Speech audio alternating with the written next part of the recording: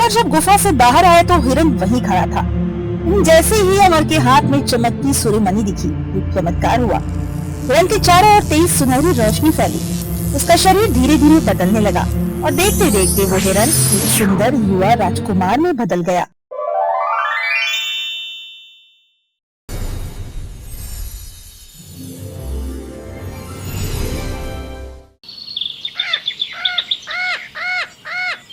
बहुत पुराने समय की बात है। पहाड़ों की ऊंची चोटियों और घने हरे भरे जंगलों से घिरा एक विशाल और समृद्ध राज्य था, सूरीगढ़। उस राज्य में एक न्यायप्रिय और दयालु राजा विक्रम सेन रहा करते थे।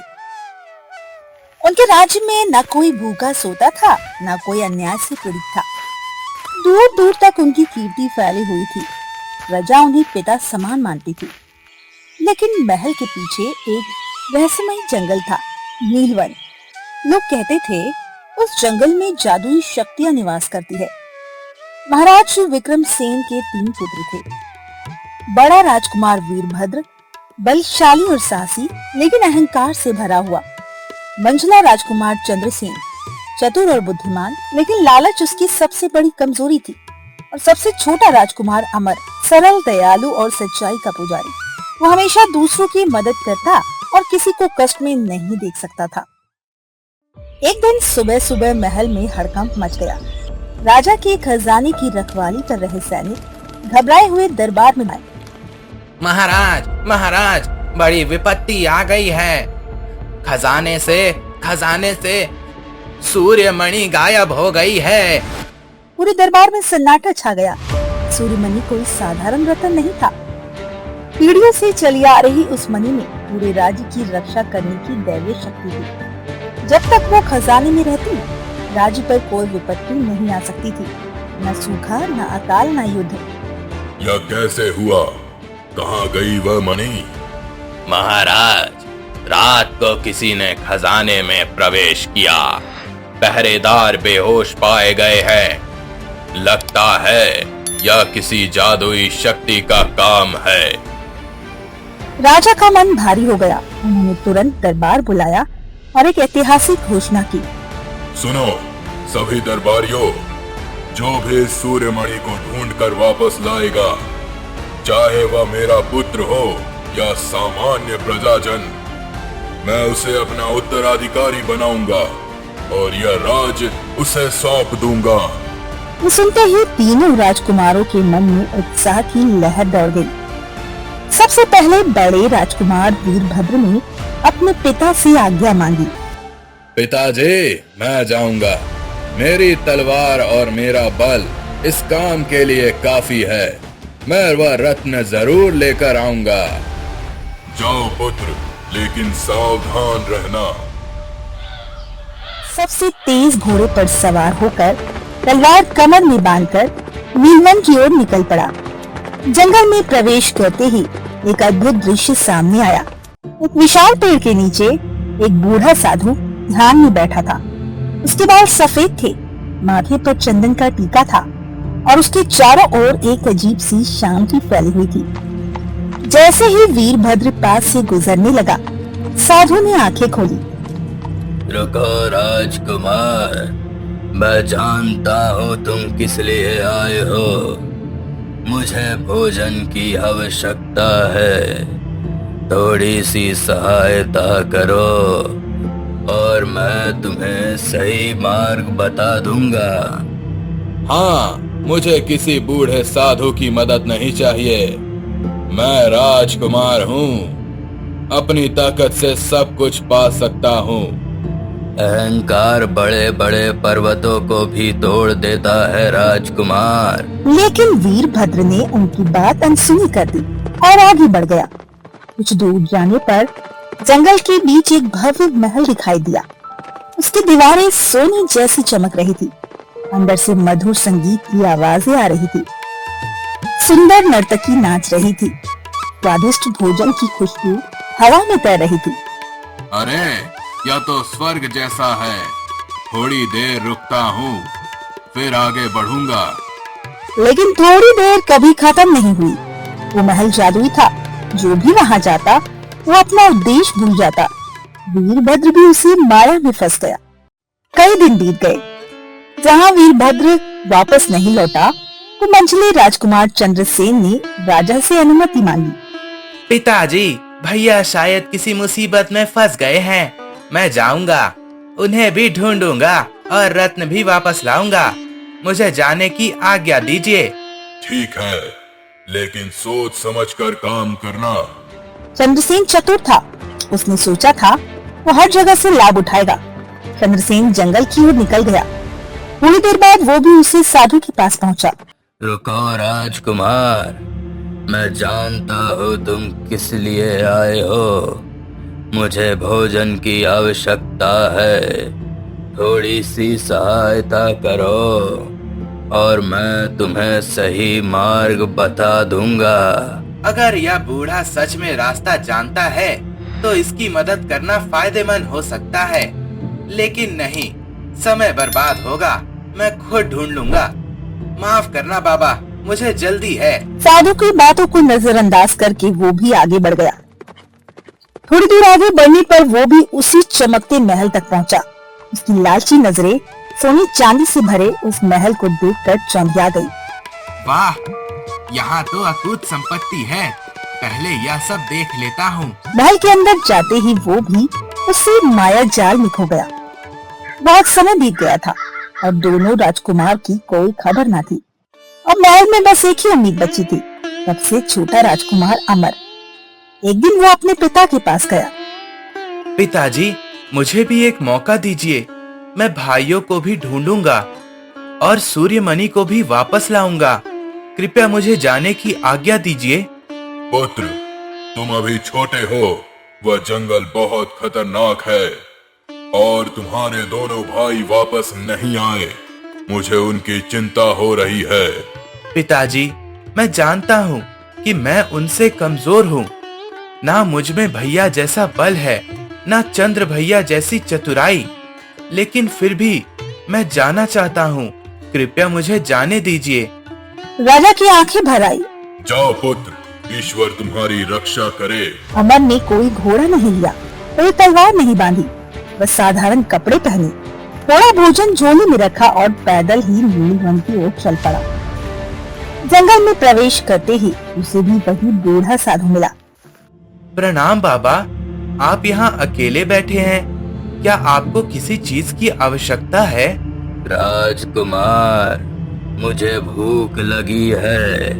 क्या तुम मुझे कुछ भोजन दे सकते हो? बिल्कुल बाबा, यह लीजिए। मुझे आपकी सहायता करके बहुत खुशी होगी। साधु ने प्रेम से भोजन किया और उसने अमर की ओर देखा और उसकी आंखों में एक चमक आ गई। पुत्र, मैं तुमसे बहुत खुश हूँ। मैं जानता हूँ कि तुम इस जंगल में क्यों आए हो। राजकुमार, तुम्हारे दोनों भाई भी यहाँ से गुजरे थे, लेकिन उन्होंने मेरी बात नहीं मानी। बाबा, क्या मेरे भाई सुरक्षित हैं? हाँ, वे एक जादुई महल की माया में फंसे हैं, लेकिन तुम पहले अपना काम पूरा करो। वे अपने आप मुक्त हो जाएंगे। ठीक है बाबा, कृपया मुझे मार्ग दिखाएं। सुनो ध्यान से। आगे जाने पर तुम्हें एक सफेद जादुई हिरन मिलेगा। वह तुम्हारी मदद करेगा, लेकिन याद रखना, उसकी हर बात माननी होगी, चाहे वह कितनी भी अजीब क्यों ना लगे। और एक बात। जी बाबा। ये जंगल मायावी है। जो दिखे उस पर मत जाना। जो सही हो वह चुनना। अमर ने ये शुद्ध अपने मन में गहराई से उतार लिए। वो आगे बढ़ गया।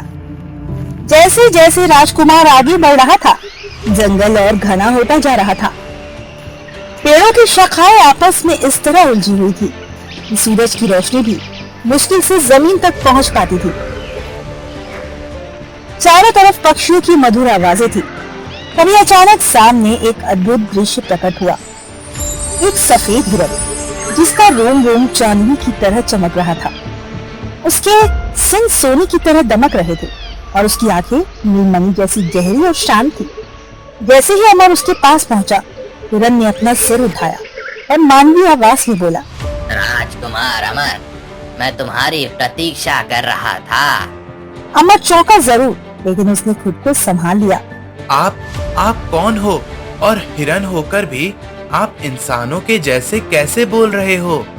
इस जंगल में बहुत कुछ संभव है राजकुमार। मैं जानता हूँ तुम सूर्यमणि की खोज में आए हो। हाँ, क्या आप मेरी सहायता करेंगे? हाँ, करूँगा, लेकिन एक शर्त है, तुम्हें मेरी हर बात माननी होगी। कोई सवाल नहीं, कोई शक नहीं। मैं वचन देता हूँ, मैं आपकी सारी बात मानूंगा। तो फिर चलो मेरे साथ। राजकुमार हिरन के साथ चल पड़े। रास्ते में वही चमकता हुआ जादुई महल आया। अमन ने देखा भव्य दरवाजे, सुनहरी रोशनी, मीठा संगीत। यह तो बहुत सुंदर है। रुको, इस महल में मत जाना, यह माया है। इस महल में तुम्हारे दोनों भाई फंसे हुए हैं। लेकिन भाइयों को छुड़ाना। पहले रत्न ढूंढो। रत्न मिलने के बाद तुम्हारे भाई अपने आप मुक्त हो जाएंगे। मुझ पर भरोसा रखो। ठीक है, मैं आप पर भरोसा करता हूँ। इतना कहकर वे आगे की ओर बढ़ गए। ये अमर की पहली परीक्षा थी जिसमें वो सफल हो गया था। काफी देर चलने के बाद वे एक विशाल काली पहाड़ी के पास पहुँचे। उसमें एक गहरी और अंधेरी गुफा थी। गुफा के मुहाने पर अजीब सी नक्काशी थी, जैसे किसी प्राचीन काल में किसी ने वहाँ कुछ लिखा हो। यही वह गुफा है जहाँ सूर्यमणि छिपी है। यह तो बहुत अंधेरी और भयानक गुफा है। डरो मत, लेकिन ध्यान से सुनो। जब तुम इस गुफा के अंदर जाओगे तो तुम्हें 3 दरवाजे मिलेंगे। 3 दरवाजे? हाँ, पहला दरवाजा सोने का होगा, बहुत चमकीला, बहुत आकर्षक। दूसरा दरवाजा चांदी का होगा, उस पर हीरे जड़े होंगे। और तीसरा दरवाजा साधारण लकड़ी का होगा, पुराना और बिना किसी सजावट के। और मुझे कौन सा खोलना है? केवल लकड़ी का दरवाजा, बाकी दोनों को छूना भी मत। लेकिन क्यों? सोने का दरवाजा तो। याद है तुमने क्या वचन दिया था? कोई सवाल नहीं। आप सही कह रहे हैं, मैं याद रखूंगा। अमन ने गहरी सांस ली और गुफा के अंदर कदम रखा। अंदर घुप अंधेरा था, लेकिन कुछ दूर चलने के बाद 3 दरवाजे दिखाई दिए। सोने का दरवाजा इतना चमकीला था कि आंखें चौंधिया जाए। उस पर फूल पत्तियों की नक्काशी थी, उसे देखकर मन ललचाने लगता था। चांदी का दरवाजा, उस पर हीरे और नीलम जड़े थे, वो भी अत्यंत सुंदर था। लकड़ी का दरवाजा, पुराना सादा, उस पर कोई नक्काशी नहीं, कोई चमक नहीं। अमर के मन में एक पल के लिए विचार आया, शायद सोने के दरवाजे के पीछे ही रतन है। इतना सुंदर दरवाजा तो किसी खास चीज के लिए ही होगा। लेकिन फिर उसे हिरन की बात याद आई, साधु की बात याद आई, जो दिखे उस पर मत जाना, जो सही हो वो चुनना। नहीं, मुझे विश्वास रखना होगा। वो सीधे लकड़ी के दरवाजे की ओर बढ़ा। जैसे ही दरवाजा खुला, एक तेज सुनहरी रोशनी फूट पड़ी। अंधेरा गुफा एकदम जगमगा उठी। अंदर एक छोटा सा कक्ष था और उसके बीचों बीच एक पत्थर की वेदी पर रखी थी सूर्यमणि। वो रतन सूरज की तरह चमक रहा था। लाल नारंगी और सुनहरी किरणें उससे फूट रही थी। पूरी गुफा उसकी रोशनी से नहा उठी। यह तो अद्भुत है। उसने आगे बढ़कर धीरे से वो मणि उठाई। जैसे ही उसके हाथ में मणि आई, एक दिव्य ऊर्जा उसके पूरे शरीर में दौड़ी। मणि और भी तेज चमकने लगी, जैसे वो पहचान गई हो कि इसे उठाने वाला सच्चा और पवित्र हृदय वाला इंसान है। अमर जब गुफा से बाहर आया तो हिरन वहीं खड़ा था। जैसे ही अमर के हाथ में चमकती सूर्यमणि दिखी, एक चमत्कार हुआ। हिरन के चारों ओर तेज सुनहरी रोशनी फैली। उसका शरीर धीरे धीरे बदलने लगा और देखते देखते वो हिरन एक सुंदर युवा राजकुमार में बदल गया। यह क्या हुआ? राजकुमार अमर, मैं देवराज हूँ, पड़ोसी राज्य चंद्रपुर का राजकुमार। लेकिन आप हिरन कैसे बन गए थे? यह एक लंबी कहानी है। वर्षों पहले एक दुष्ट तांत्रिक ने मुझ पर शाप लगाया था।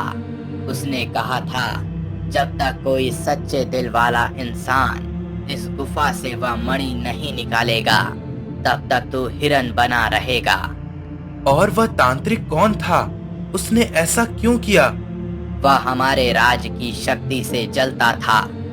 उसने सूर्य मणि भी चुराई थी और इस गुफा में छिपा दी थी और मुझे शाप देकर यहाँ का पहरेदार बना दिया ताकि कोई उसे ढूंढ ना सके। और आपने मेरी मदद क्यों की? आप तो पहरेदार थे। क्योंकि उस शाप में एक खामी थी। तांत्रिक ने सोचा नहीं था कि कोई इतना सच्चा इंसान भी आएगा जो मुझे मुक्त कर सके। जब मैंने तुम्हें देखा, तुम्हारी सरलता, तुम्हारी विनम्रता, मेरा मन जानता था कि तुम वही इंसान हो। देवराज भाई, अब आप स्वतंत्र हैं। अपने राज्य वापस जाइए। पहले मैं तुम्हारे साथ चलूंगा। तुम्हारे भाइयों को उस जादुई महल से मुक्त कराना होगा। अमर और देवराज उस जादुई महल की ओर वापस लौटे। जैसे ही वो महल के दरवाजे के पास पहुँचे, देवराज ने अपनी मुट्ठी बांधी। यह महल उसी दुष्ट तांत्रिक की रचना है, लेकिन यह सूर्यमणि हमारे पास है। इसकी शक्ति से यह माया टूट जाएगी। कैसे? मणि को महल के दरवाजे के सामने ऊंचा उठाओ। अमर ने सूर्य मणि को दोनों हाथों से ऊंचा उठाया। मणि से एक तेज सुनहरी किरण निकली और सीधे महल पर पड़ी। एक जोरदार धमाका हुआ। महल की दीवारें कांपने लगी। संगीत बंद हो गया। रोशनियां बुझने लगी और देखते देखते वो भव्य महल धुएं में बदल गया और गायब हो गया। जहाँ महल था, वहाँ बस एक खुला मैदान था और उस मैदान के बीच में दोनों भाई वीरभद्र और चंद्रसेन जमीन पर बैठे थे। उनकी आंखें खुल रही थी, जैसे गहरी नींद से जाग रहे हो। यह मैं कहाँ हूँ? मैं तो रत्न ढूंढने आया था। मुझे क्या हो गया था? कितने दिन बीत गए? वीरभद्र और चंद्रसेन को अब सब कुछ समझ आ गया। उन्हें अपनी गलतियों का एहसास हुआ। दोनों की आंखें शर्म से झुकी। अमर, मुझे माफ कर दो। मैंने अपने घमंड में सब कुछ भुला दिया। और मैंने लालच में। तुमने हमें बचाया। हम तुम्हारे ऋणी हैं। भाई भाई में कोई ऋण नहीं होता।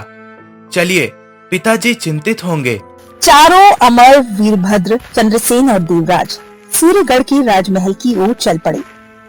जैसे ही वे महल के द्वार पर पहुंचे, पुत्रों, तुम सब सुरक्षित हो। फिर अमर ने आगे बढ़कर दोनों हाथों से सूर्यमणि राजा के सामने रख दी। जैसे ही मणि राजा के हाथ में आई, इसकी चमक और बढ़ गई। जय हो, जय महाराज। सूर्यमणि वापस आ गई। पुत्र, तुमने यह कैसे किया? पिताजी, मैंने अकेले नहीं किया। साधु बाबा ने मार्ग दिखाया, देवराज भाई ने मदद की और आपके आशीर्वाद ने मुझे शक्ति दी। तभी वीरभद्र आगे बढ़ा। पिताजी, मुझे माफ करे। मेरे घमंड ने मुझे अंधा कर दिया था। मैं अपने उद्देश्य से भटक गया। और मेरे लालच ने मुझे। हम दोनों इस योग्य नहीं हैं। गलतियां स्वीकार करना, यह भी एक बड़ी बहादुरी है पुत्रों। मैं तुमसे नाराज नहीं हूँ। अगले दिन महाराज विक्रमसेन ने एक विशाल दरबार बुलाया और बड़े धूमधाम से राजकुमार अमर का राज तिलक किया। कहानी की सीख, असली खजाना सोना चांदी नहीं, बल्कि अच्छा चरित्र और लोगों की खुशी है दोस्तों। ये हमेशा याद रखिए। और ऐसे ही मजेदार कहानी के लिए हमारे चैनल को लाइक, सब्सक्राइब, शेयर करना बिल्कुल ना भूलिएगा। हम ऐसे ही लाते रहेंगे आपके लिए मजेदार कहानियाँ। तो बने रहिए हमारे चैनल के साथ। और अगर आप इस कहानी को लेकर कुछ कहना चाहते हैं तो कमेंट सेक्शन में कमेंट करके जरूर बताइएगा।